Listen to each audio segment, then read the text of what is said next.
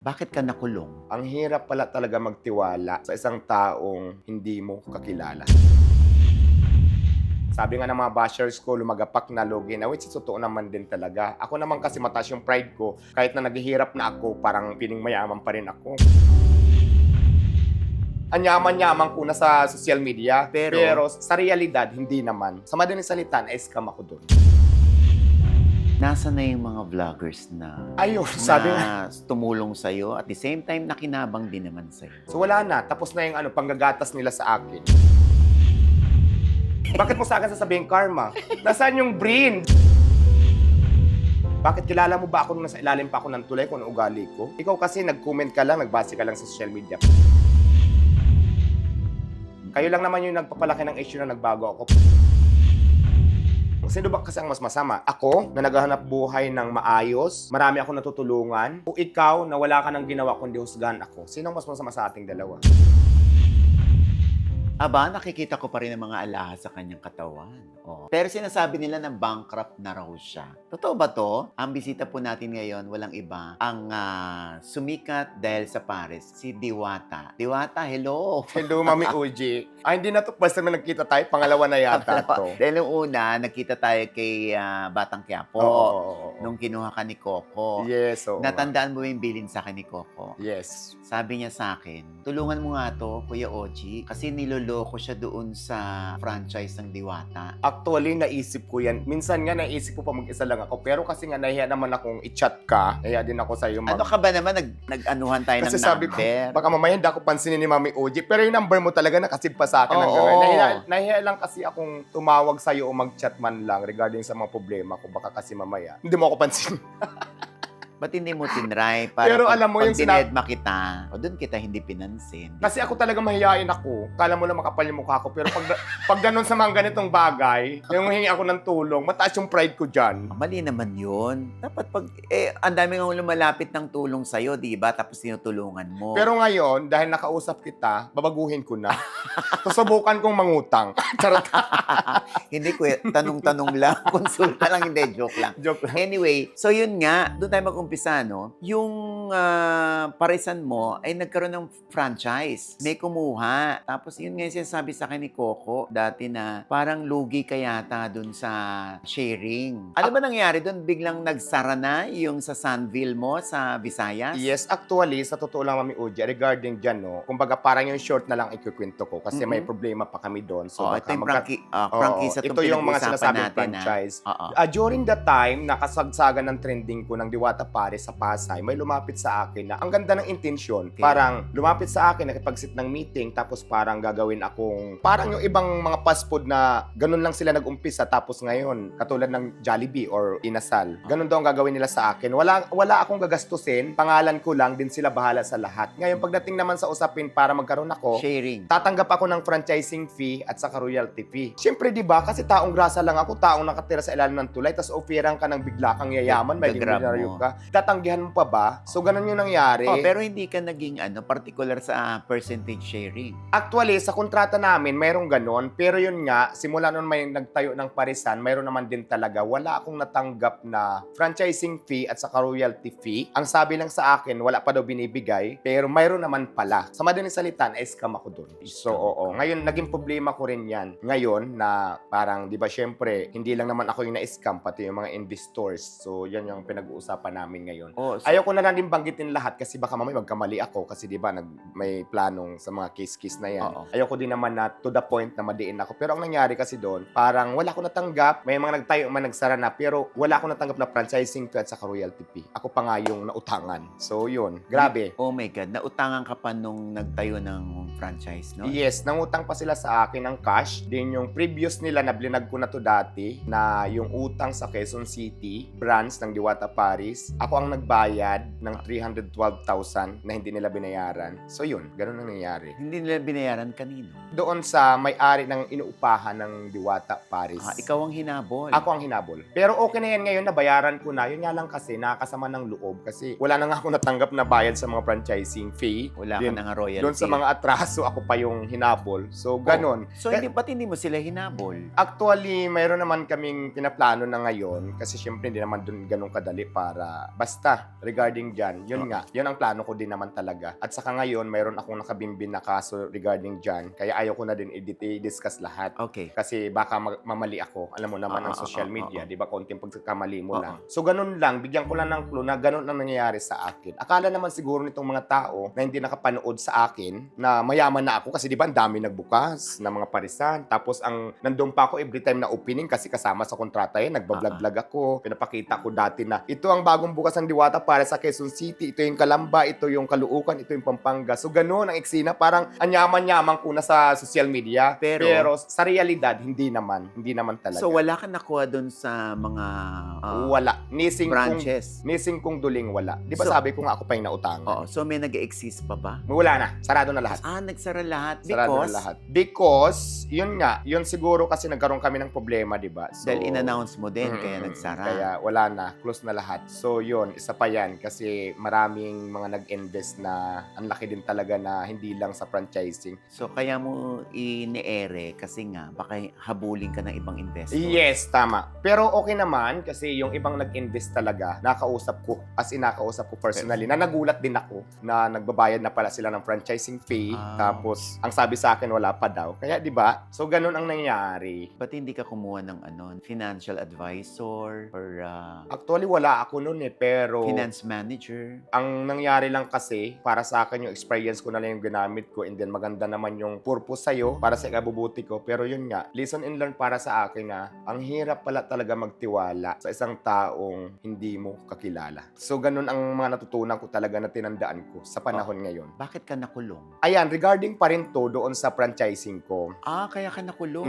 Yung tao ng kausap ko dito sa Diwata Paris, ginamit yung ID ko. Kumbaga parang nahuli sa isang inuman, ginamit yung ID ko, tapos hindi inatinan kasi hindi niya naman pangalan. Tapos ako yung nagkawaran. Yung unang kulong ko yun doon sa Mandaluyong. Ito na nga na problema pa namin ngayon. Pero itong pangalawa naman ngayon, regarding din naman to sa parisan ko sa Pasay. Kaya parang grabe. Ako naman, Mami OJ, kwento ko lang sa'yo yung buhay ko. Dati, pag-alagala lang ako sa kalsada. As in, nakatira ako sa ilalim ng tulay. Siguro naman maraming nakakapanood sa akin, no? Kasi bukas naman yung buhay ko sa social media. To the point na nasa ilalim ako ng tulay, pag-alagala ko, ang tawag sa amin, mga palaboy-laboy na bakla. So, minsan nang namumulot kami ng pwede naming pagkakitaan ng kalakal para maibenta namin para makabili ng pagkain. To the point na, alam mo yung mga tinapon na pagkain sa isang fast food na pinupulot namin tapos nire-recycle namin para may pagkain kami. So, yun ang buhay ko talaga. Tapos, nagtrabaho ako ng construction, Mami OG, dito sa Quezon City. Dito rin sa Tomas Morato. Siguro umabot ako dito ng 3 years hanggang sa naabutan ako ng pandemic. Ayan, nag-umpisa ako magtinda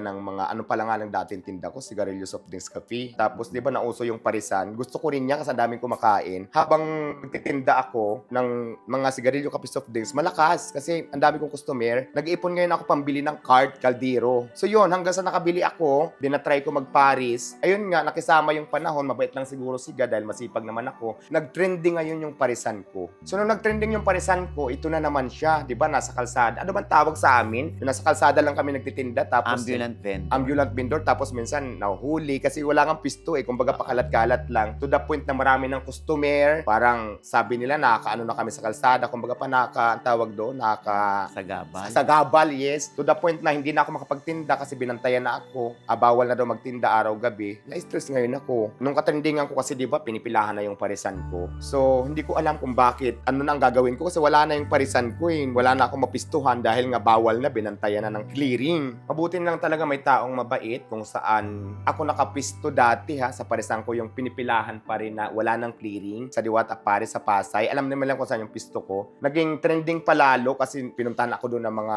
kilalang mga celebrity vloggers, mga news anchor, binablog, tapos ibang mga vlogger pa. So, naging laman ako ng social media. Before, marami naman talaga customer. Kasi trending nga. Tapos, ang mga tao ko, yung mga kasamahan ko dati na mga palaboy-laboy lang din na kasamahan ko, silang naging priority ko na nabigyan ko ng oportunidad para matulungan sila doon sa parisan ko. Labas-pasok lang yung tao, tapos ganyan-ganyan. Tapos, syempre, nawala na yung trending. Tapos, marami nang nanira sa parisan ko, pati ako. So, naapektuhan din naman talaga Mama OG, no, nung nawala na yung trending. So, nalugi na talaga yung parisan ko. Tapos, dineclare ko na siya siya ng bankrupt, last June pa, bankrupt na talaga siya kasi hindi ko na din kaya mag-finance kasi nga wala nang kinikita. So ngayon, Sandali, nung lumaki yung parisan mo, nakaipon ka? actually mayroon naman akong konting naipon, saktuhan lang. Pero siyempre 'di ba, may mga ibang racket-racket din naman ako before. Tapos nung nag-ipon ako kasi may plano din naman ako sa buhay ko, habang kumikita, nag-ipon ako ng paunti-unti. Mayroon naman, Mami OJ. Tapos yun nga, kasama na yan yung tinitirahan ko ngayon. Pinagsama-sama ko na lahat yung mga racket. So, dati kasi 'di ba wala nga akong bahay, sa ilalim lang ako ng tulay nakatira. Tapos ang pangarap ko talaga dati, sabi ko, kung magkakaroon ako ng pagkakataon na para magkapera, bibili ko talaga kahit luti lang. Yung hindi ka napapaalisin, na kahit na barong-barong na yung laman ng luti mo, na alam mong sayo. So yun nga lang yung pangarap ko before, which is binigay naman ni God sa akin. So yun, ang akala siguro ng mga tao na dahil nga 'di ba nag-trending, mayaman na ako. Hindi po. Tapos ang akala nila na marami nagbukas na parisan ko, na mayaman na ako. Eh kasi nga nag-aano ka, susuot ka ng mga alahas mo. Actually, Siyempre, ang impression dyan, mayamang ka na. kasi feeling ko, ganda-gandahan lang naman itong mga ganito ko. Kasi pag may alahas ako, feeling ko ang ganda-ganda ko. Pero mga piki naman tong alahas ko, uy. Totoo ba? Baklaran lang. To gusto nyo maibili ko kayo, 500 lang. 500 lang, isang set na yan. Masabi lang na maganda ako. Diyos ko naman. Okay. Alam mo naman sa social media, marami nagpapanggap na yaman-yamanan, pero ang realidad, hindi talaga. Ganon. Sandali lang. So, nakulong ka. Ito na nga, Mama OJ, itong bagong ano ko ngayon na nakulong ako, totoo naman din talaga. To the point. Nakulong ka dahil may kasalanan ka? Wala. Ang pagkakulong ko regarding sa parisan ko na hindi daw ako nag-comply, isang sangay din to sa gobyerno. Pero sa Pasay, nag-comply naman ako sa mga permit, hindi talaga ako nabigyan kasi nga 'di ba, hindi nakapasa sanitary pa lang kasi 'di ba yung parisan ko kalsada lang yung Pares Kanto tapos tent lang. Siyempre hindi talaga makakapasa sa mga food safety. Tulad din ng sinasabi ko na wala nga list of contract, pinapisto ka lang diyan, isa pa yan sa mga requirements. Tapos ito na nga, 'di ba, wala na, hindi na pinag-uusapan yung Diwata Paris ko. Tahimik na siya. Sabi nga ng mga bashers ko, lumagapak na logi na, which is totoo naman din talaga. Ako naman kasi mataas yung pride ko. Kahit na naghihirap na ako, parang piling mayaman pa rin ako. Parang papakita ko sa inyo na strong pa rin ako. So, ganyan. Ganun ang tema. Pero sa totoo lang, lugi na talaga. To the point na nasa bahay ako, Mami Uji, mayroon akong warrant na naman. Nagulat ako. Sabi ko, bakit ako may warrant? Wala naman akong ginagawang masama. Ayun nga, may nagreklamo sa akin, hindi daw ako nag-comply regarding dyan sa parisan ko. So, ito yung inaharap ko ngayon. Ayaw ko din muna i-disclose kasi nasa, di ba, alam mo naman yung kaso. Kaso yun. Nasa ano na, baka magkamali na naman ako. So, yun. Ngayon, totoo naman din talaga na may parisan pa rin ako pero cart na lang. Kung saan-saan na lang. Ang tawag mo kanina doon sa... Ambulant vendor ka na. Ambulant vendor na lang ako. Kasi nga, mas maganda pa siguro, gano'n lang. Kasi na-stress din ako. Kasi niisip ko, sikat ka nga sa social media. Akala nila marami kang tao. Tapos, wala naman talaga. So, mas maganda pa yung tahimik na lang. Kasi dati, gano'n yung, Mami Uji, gano'n yung tinda ko. Wala namang pumapansin sa akin. Natawanan pa nga ako. So, parang gusto kong ibalik na lang din sa ganyan. Tapos, naisip ko kasi, di ba, taga Cavite na ako ngayon. Kung lilipat na lang ba ako doon, siyempre, ang number one din kasi, sa Pasay kasi kilala yung Paris ko eh. So, minsan, may mga customer na naghahanap. Pero nagpaplano ako kung ililipat na lang ako ng Cavite. So, ganyan. Nung ikaw ay nagsasalita sa SOCMED tungkol sa mga nangyayari sa buhay mo, nasa na yung mga vloggers na ayun, sabi na tumulong sa'yo at the same time nakinabang din naman sa'yo? Actually, ang pinakamalaking tulong talaga sa akin na vlogger kung mayroon man, si Rosmar. Kasi natanggap ko talaga, Mami OJ, yung 1M na binigay niya sa akin. Plus, mayroon pang container van na ginawa kong bahay before. The rest, mayroon naman mga vlogger na nagpupunta doon na parang, di ba, nakikcontent sa akin, tapos abutan na ako minsan 5,000. So, mayroon, di ko na matandaan kung sino-sino sila. Pero hanggang ganun lang naman din. Hindi naman ako nanghihingi. Pero syempre nga, binigyan ako, tatanggapin ko. Kasi malaking tulong din naman yun. Hindi naman tayo nanghingi. Siyempre, binigyan ka ng blessings, di ba?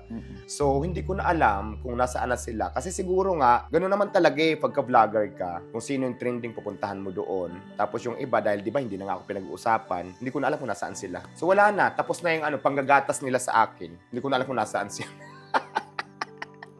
Hindi kasi, panggagatas kasing naririnig ko eh, yung ginagatasan ako. Pero somehow, nakatulong din naman sila. Kasi pinalago nila yung negosyo mo. Kaya lang, hindi rin naman sakop ng mga vloggers kung ano yung mga requirements na tama, na hinihingi sa'yo yes, ng mga agree, Mami OJ. Sorry ha, siguro nagkamali lang ako ng explanation. Pero ang ibig mo sabihin, yung vlogger, nakatulong din talaga para makilala ako. Yung na-promote yung tindahan ko, kaya nga pinilahan. Tapos, kaya ako, hindi man ako sikat sikat ha, hindi ko consider sarili ko sikat. Yung iba kasi feeling sikat ang mga comment eh. Nakilala naman din talaga ako, may ngilan-ngilan na nakakilala. So, dahil sa mga vlogger yun. Kaya Oo. malaking part din talaga yung vlogger pagdating sa negosyo, promotion, para makilala ka. So, umani ka ng mga papuri. At the same time, umani ka rin ng bashing. Yes. Ano yung mga hindi mo nakakalimutang mga bash sa'yo ngayon? Ayun, yung lagi ko nakikita, yung lilipas din yan, lumaki ang ulo, tapos akala mo naman kung sino na, tumas ng lipad. Ay, Diyos ko, natanggal pa yung pustiso ko. Parang ganun, alam mo, yung nakaka-stress din kasi tao lang din naman ako, Mami OJ. Nasasaktan din ako, may emosyon din ako. Kaya lang, dinididma ko na lang kasi isip-isip ko, ganun siguro talaga ang social media. May ginagawa kang tama or masama, may basher talagang kasama. Sabi ko, ang iniisip ko na lang dyan, wala naman siguro ambag yung mga basher niyan sa buhay ko. Kasi at the end, ako pa rin naman yung maghahanap ng pagkain ko eh. Ako pa rin naman yung magbabayad ng mga bills ko sa tubig at saka sa kuryente. Kaya siguro, pinasok ko yung social media, didma na lang sa mga basher. Wala na akong alam kung ano man ang comment mo. Basta ang alam ko sa sarili ko, lumalaban ako ng patas at wala akong ginagawang masama. Kasi sila naman hanggang comment lang sila eh. Hindi naman talaga nila alam kung ano ang tunay mong ugali, ano ang tunay mong pagkatao. Kumbaga nagbabase lang sila doon sa mga nakikita nila sa social media. Pero sa realidad ng buhay, hindi nila ako kilala. Oo nga. Kasi kailangan mo siyang ipaliwanag din, Diwata. Kasi yung iba, nami-misinterpret nila. Nagkakaroon ng pangit na impresyon sa'yo. Yes. Dahil nga pag nakikita ka nilang gumagala, ayaw ka muna magpa-picture, ayaw ka magpa-shout out, ayaw mong labasin, nandun ka lang sa container van mo. Tapos, yung iba, ang lalayo pa ng pinanggalingan. Tapos, ikaw, nagsiselfone ka lang habang nagpa-picture sila. Parang utang na loob pa raw nila magpa-picture sa'yo. Ay, alam mo, ayun nga, iklaro ko lang yun, no? Kasi mayroon ako nakitang video na nag-trending ako. Yung nagaganyan ako, tapos mayroon dito nag-picture na kunwari hindi ko pinapansin. Alam mo kasi, ang nagpalala kasi dyan, yung vlogger na nag-upload. Kasi nung mga time na yon, mayroon lang akong emergency na kausap na nag-order ako ng kailangan ko sa Parisan. Tapos alam mo naman kasi dati kahit saan ako pumunta, mayroon talagang vlogger na nakatutok. Correct. So pero nung nagpicture na yon, ay yung nandito sa gilid ko na parang something galing pa ng Iloilo. After ko mag-text, nagpicture kami, umuwi silang nakangiti. Alam mo sa social media, nung in-upload nung vlogger na hindi ko daw pinansin, hindi yan totoo. Kasi after ko mag-text, nagpicturean kami, umuwi silang nakangiti. Ngayon in-upload lang nung vlogger, pinalala lang nila na hindi ko daw pinansin na galing pa ng... Ang lumabas, masama ako. So hindi ko na kailangan explain yun. Pero alam naman yun, kung nanonood kayo ngayon, yung video na yon, yung nagtitext ako, yun lang kasi ang in-upload nila, hindi naman buong video eh. Kumbaga parang kinat lang nila yung negative sides, tapos yung kabuuan hindi naman talaga ganyan. Nagkaroon kasi sila ng parang conclusion na sa dami ng mga na a-upload at nakikita nilang post na nanunuplada ka, iba tuloy yung consistent talaga siya, nasuplada siya. Oh yes, tapos ito pa, Mami OG, mayroon pa akong binati ng lilipas din yan, di ba? Yung nagpabati ng happy birthday, isa pa yan sa mga tumatak, kaya ngayon, lilipas din yan, ganun ginaganon ako sa... Yung ata, birthday ko ngayon, pabati naman yun. Lilipas din yan, kuya.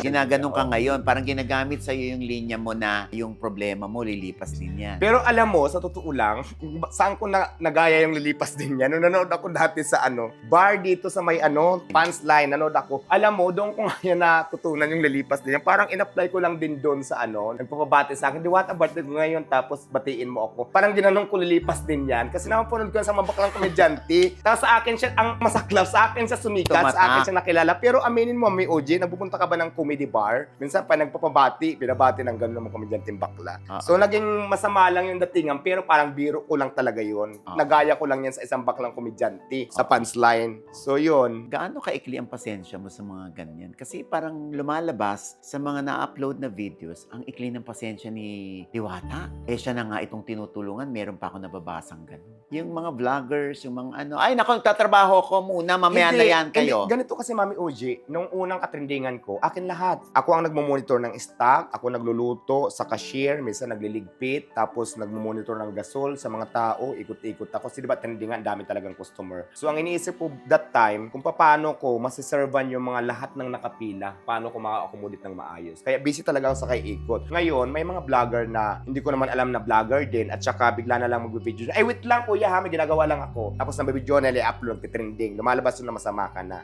Kaya vlogger din talaga ang vlogger yung nagpapasama talaga. Vlogger nagpasikat sa'yo. Vlogger din Yes, yung oo. Kumbaga may mga vlogger talaga kasi dati pagka in-upload mo ako na negative lang, trending agad. Katulad ni Madam i-explain ko sa'yo, si Ma'am Corina. Mayroon siya kasi kasamang direktor, nasa likod ko. Tapos dito sa harap si Ma'am Corina. Sinabi niya na, cut na yan. Sakto naman na sumusubo si Ma'am Corina. Sabi ng direktor dito sa likod, cut na. Ay, cut na ba? Di ba natikman niya, tapos ginanon, ang dumating, ay naku, hindi nakapasa sa panglasa ni yung Paris. Di ba nagtending yung gano'n? Katulad ng mga ganyan na hindi naman talaga, parang lumalabas na masama ka. Mayroon yan dito sa sa social media panoorin nyo na lang. So, ganun ang mga nangyayari. Pero ako kasi kung ano yung nakita yung ugali ko, prangka kasi ako. Ngayon kung ang dating sa'yo is mayabang ako, nalalakayan ka ng ulo ko, or ano-ano pa, sabi ko wala na akong pakialam doon kasi ako naman nagpapakatotoo lang ako kaysa magpanggap akong bait-baitan, hindi man talaga ako mabait. Diba? Nasa ikaw na mag-adjust kasi hindi mo naman ako kakilala, hindi naman kita kilala. Tapos sinusgahan mo ko. Hindi naman siguro Mami UJ, masama magpakatotoo kaysa magpanggap ng bait-baitan. Diba? Sa social media.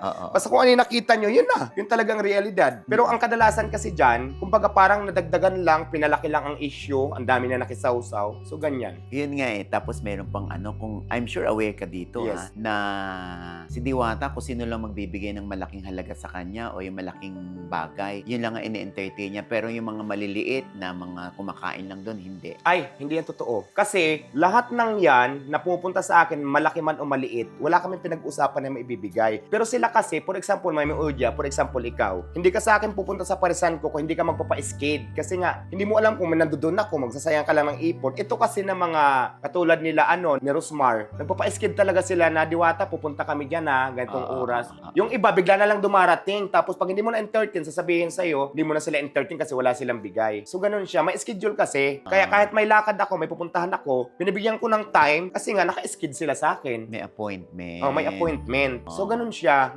Ayan, doon ka nila na may misinterpret. So, Kung ang sino dami lang nga. daw nagbibigay ng malaki, sino daw yung sikat, yun lang daw ang inuuna mo. Hindi naman ganun. Kasi lahat ng nagpunta sa akin, wala kaming pinag-usapan na magbibigay sa akin. Wala. Yun nga lang kasi, yung iba talaga, naka-skid. Katulad po ng mga artista na vloggers, kung sino-sino pa, may skid talaga sila. So, kaya nabibigyan ko ng time na entertain ko ng maayos. Okay. At present, so sa panahon ngayon, marami pa bang mga vloggers na gusto kang iimbitahan, ma-interview? Kumpara noon. Actually, hindi na marami. Pero mayroon mangilan-ngilan na gusto akong interviewin. Pero sabi ko, wag na siguro. Gusto ko tahimik na lang yung buhay. Kasi di ba para ano pa? Di ba doon sa kung entertainin mo na naman ako tapos wala na nga. Ano ngayon ang nararamdaman mo, Diwata, na dati sikat ako, dati ang daming gusto ako makita, ang daming gustong kumain sa akin, ang daming nagpapapicture sa akin. Pero ngayon, nabawasan na siya. Wala naman, kasi hindi naman ako nag-feeling celebrity, sa totoo lang. Kasi sabi ko nga, hindi naman kasikatan yung kung saan ako nabubuhay. Nakapokus naman ako doon sa negosyo ko, kung saan ako magkakapera, hindi naman doon sa kasikatan ko. Kasi unang-una, hindi naman po ako artista Hindi naman ako celebrity. Titinda lang ako ng Paris at nagpapasalamat ako dahil hindi ko na-consider na sikat ako. Nakilala lang ako sa social media. So wala, ganun pa rin. Magpa-picture ka sa akin o hindi, it's okay, fine. Gusto ko pa nga ngayon yung tahimik na lang na buhay. Yung, alam mo yung maging normal ka na lang. Kasi dati, pagka naglalakad ako dyan, yung walang pakialam, tapos pag meron ako nakitang kwentuhan lang kayo dyan na walang magbibideo, ay si ito na lang ngayon. So, mas maganda pa yung ganong buhay. Sanay naman ako dyan. Nakakabasa ka ba ng mga salita na, ayan, bumalik ka na sa dati, ayan, nakarma ka, ayan, lumaki kasi ulo mo? Yes. Lahat yan nababasa ko. Oh my God. Kaya lang iniisip ko, bakit ako makakarma? Ito nga di ba nakulong ako? Ang daming kong nababasa na, buting sa'yo, mayabang ka kasi. Buting sa'yo, malaki kasi ang ulo mo. Buti nga sa'yo kasi feeling sikat ka. Ganyan-ganyan ka ngayon. Karma na yan. Ganun ang sabi. Isip-isip ko bakit ako makakarma? Ito bang pagkakulong ko? May kinalaman to sa hindi ko pagpa-picture? Di ba hindi naman? Di ba? Ito na nga karma, bakit itong pagkakulong ko na to? Ang kinalaman ba nito yung binati ko nang lilipas din yan? O sa hindi pagkapapicture? Parang walang relevant sa buhay ko. So, yun na lang iniisip ko. Bakit ako makakarma? Naghanap buhay naman ako ng patas. Bakit karma? So, di ba parang iniisip ko, walang kwenta yan. Negative yan para sa akin. Kasi ba't ako makakarma? Wala ka naman ginagawang masama. Di ba, Mami Oje, tama ba ako? Tama. Gumagawa ka naman ng tama, naghahanap buhay ka naman ng tama, hindi ka naman ng merisyo. Tapos sasabihan ka ng karma. Bakit ako makakarma? Wala namang kinalaman yung pagkakulong ko dun sa hindi ko pagpapapic nagpa-picture. Yun bang dahilan bakit ako nakulong dahil ako nagpa-picture? Di ba hindi? Bakit mo sa akin sasabihin karma? Nasaan yung brain? Diyos ko, minsan gamit-gamit din kayo mga basher ng brain, di ba? Bakit karma? Ay, wala namang kinalaman yung hindi ko pagpa-picture doon sa kaso ko ngayon. Oo. Di ba, Mami Oji? Anong relevant? Oo. Kaya minsan, ini-ignore ko na lang kasi mas naiintindihan ko sila. Dito sa mga nangyayari sa buhay mo, ano yung feeling mo? Kasalanan ko kasi to kasi ang ginawa ko. Hindi ko kasalanan. Ang alam mong iniisip ko na lang, hindi ko iniisip na kasalanan ko kasi wala akong ginawang masama. Siguro talaga, ito na lang din sa akin kapag pinasok mo talaga sa ang social media, tanggapin mo kung ano't ano ang mga sasabihin sa'yo ng mga tao. At saka kailangan talaga pag pinasok mo sa social media, kailangan talaga hindi ka balat sibuyas. Kasi pagka nagkabalat sibuyas ka, kumbaga madamdamin ka sa sasabihin ng iba, maapektuhan yung health mo. Kaya ang advice ko sa inyo, kung pinasok mo ang social media, kaya mong harapin ang mga bawat sasabihin sa'yo ng tao, mabuti man or masama. So ako, deadma lang sa mga bagay na mga negatives, doon lang ako sa positives. Kasi alam ko naman, pag negative kasi, wala yan maidudulot sa akin na mabuti. Basta ang nakapokus ako kung saan ako mabubuhay, na alam kong tama, doon ako. Wala akong pakialam sa sasabihin ng ibang tao. Kasi at the end of the day, ako pa rin naman yung maghanap ng pagkain ko. Di ba sinabi ko na to kanina, hindi naman yung mga yan. Kasi hindi mo sila kilala eh. Hanggang comment lang sila, pero yung realidad na matutulungan ka nila sa pang-araw-araw mong mga expenses, wala yan. Hanggang comment lang yan. Kaya para sa akin, yung mga negative na bagay, yung mga basher ko, deadma. Ngayon, ang nababasa nila sa'yo, matapang ka. Pag nag-iisa ka na lang. Ganun pa rin ako. Ito nga, Mami OG marami akong kasi naririnig na lumaki na ang ulo, mayabang na, nagkapira lang. Hindi. Bakit kilala mo ba ako nung nasa ilalim pa ako ng tulay kung ano ugali ko? Kung ano ko dati, yun pa rin ako ngayon. Siguro lang, itanong mo ako sa mga taong nakakilala sa akin. Ikaw kasi nag-comment ka lang, nagbase ka lang sa social media. Pero in realidad na buhay, hindi mo kilala ang ugali ko nung sa ilalim pa lang ako ng tulay. Taong grasa pa lang ako, walang nagbago. Ito pa rin ako. Kung kilala mo lang ako dati. Kayo lang naman yung nagpapalaki ng issue na nagbago ako. Pero sa tunay na buhay, kung ano ako noon, paano ako magsalita, hanggang ngayon, ganun pa rin. So, anong na-realize mo sa buhay? Pagkatapos ng lahat ng ito, yung mga paglalasap mo ng ginhawa, tapos mga problema ring dumarating sa'yo. Alam mo, ang na-realize ko lang, isa lang, gumawa ka lang ng tama, basta wala ka lang taong inagrabyado, wala kang inaapakan, maghanap buhay ka ng patas, kahit saan ka dalhin, yun lang, mabubuhay ka. Basta wag mo silang intindihin, yung mga taong nandyan lang sila para hilain ka pababa, yung mga ikukumit, ibabas ka nila na hindi mo sila kilala, ignore mo lang yan. Yan ang mga na-realize ko sa ngayon. Pero ako natuwa, personally, kasi tinutulungan mo yung mga walang trabaho noon. Yun ang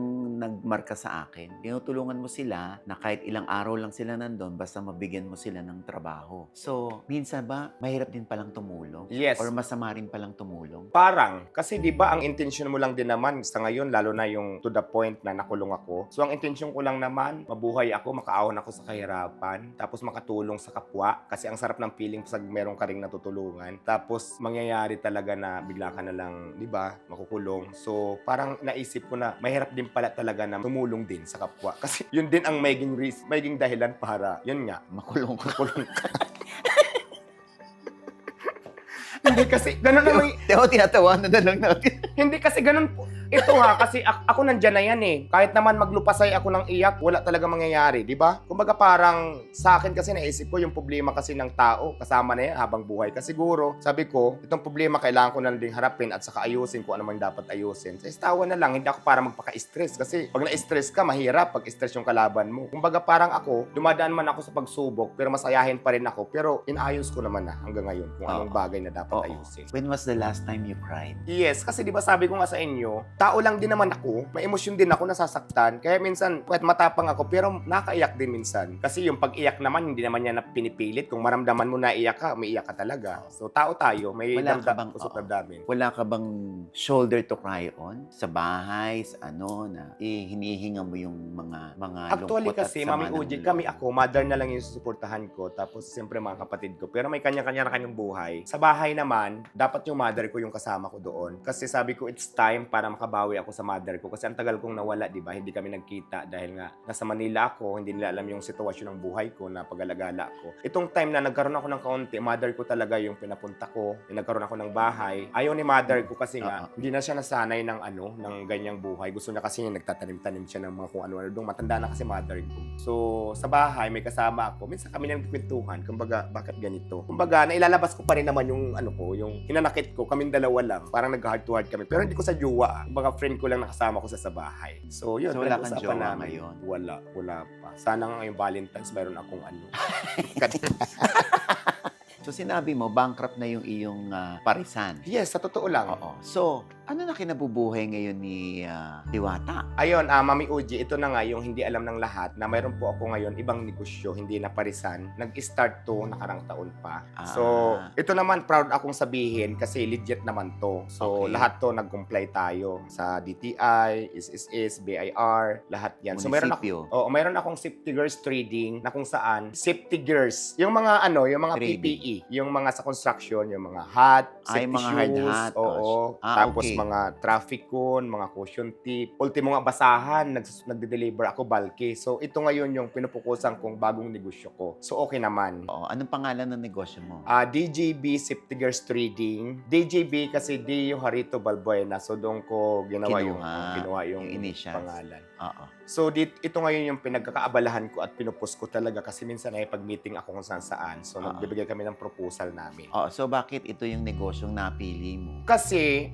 actually, construction naman kasi ako dati din. Nagkaroon din ako ng idea dyan. Di ba sabi ko nga kanina, nag-construction ako. Tapos mayroon akong friend na may knowledge din siya. As in construction worker. Yes, construction worker. Tapos, Karpintero. nung unang pasok ko ng construction, laborer lang ako. Laborer. Oo, yung pagka naghalo ako ng semento, nagbubuhat, ng mabuhangin, graba, ganyan, hinalo namin. Tapos lumipat ako sa plumbing. Siyempre, gumagamit kami ng mga safety shoes, mga safety gear.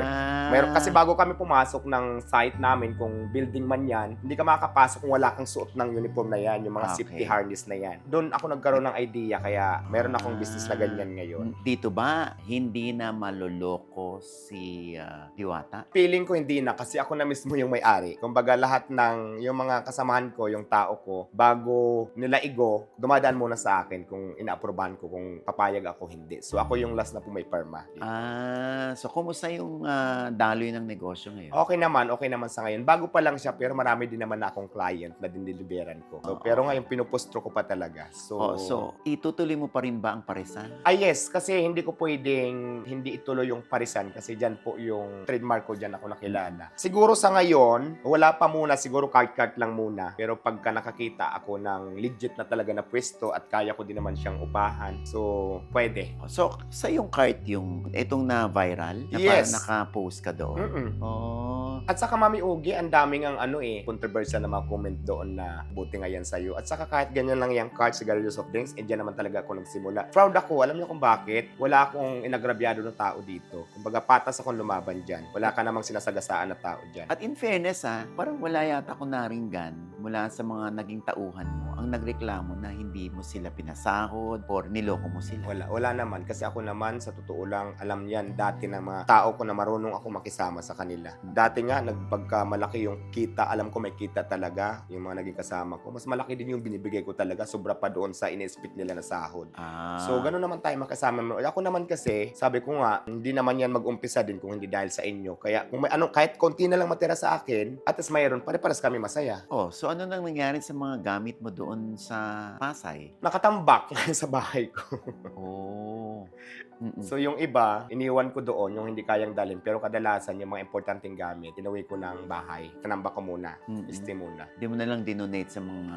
Hindi, kasi plano ko pa. Ang mamahal din kasi ng ibang gamit eh. Ang hirap kasi pag nagsyala-syalahan ka, idonate mo. Tapos kung mayroon ka na ulit itatayo, wala ka ng gamit. Di mo alam kung saan ka kukuha. Pero kasi syempre may plano pa tayo, di ba? Nakaano lang muna. Parang nakahold lang muna doon. Anong natutunan mo sa mga nangyayari sa buhay mo? Na eto yung dati kong ugali, ngayon ito, hindi ko na gagawin yung dati kong ugali. Eto na ngayon ako. Alam mo, Mami Udi, sinabi ko na to. Kung ano yung nakita nyo noon, mayroon man o wala, walang magbabago. Ito pa rin ako. Basta ang importante dito, alam ko yung ginagawa ko. Wala akong ginagawang masama. Nakakatulong. Sino ba kasi ang mas masama? Ako, na naghahanap buhay ng maayos. Marami akong natutulungan. O ikaw, na wala ka nang ginawa kundi husgahan ako. Sino ang mas masama sa ating dalawa? Doon ako nagbabase lagi. Di ba? Sino ang mas masama? Ulitin ko. Ako, na naghahanap buhay ako ng maayos, lumalaban ako ng patas, marami akong natutulungan. O ikaw, na wala nang ginawa kundi husgahan ako, hindi mo naman ako kilala sa tunay na buhay. Doon ako mahugot, Mami Uji, sa totoo lang. Mayroon o wala, hindi ako magbabago. Ito pa rin ako. Kahit pa sabihin natin, to the point na wag naman sana mangyari, bumalik ako sa ilalim ng tulay. Ito pa rin ako kung makikita nyo ako sa vlog. Wala pa rin magbabago sa ugali. Kaya mo pa rin bumalik sa ilalim ng tulay? Kaya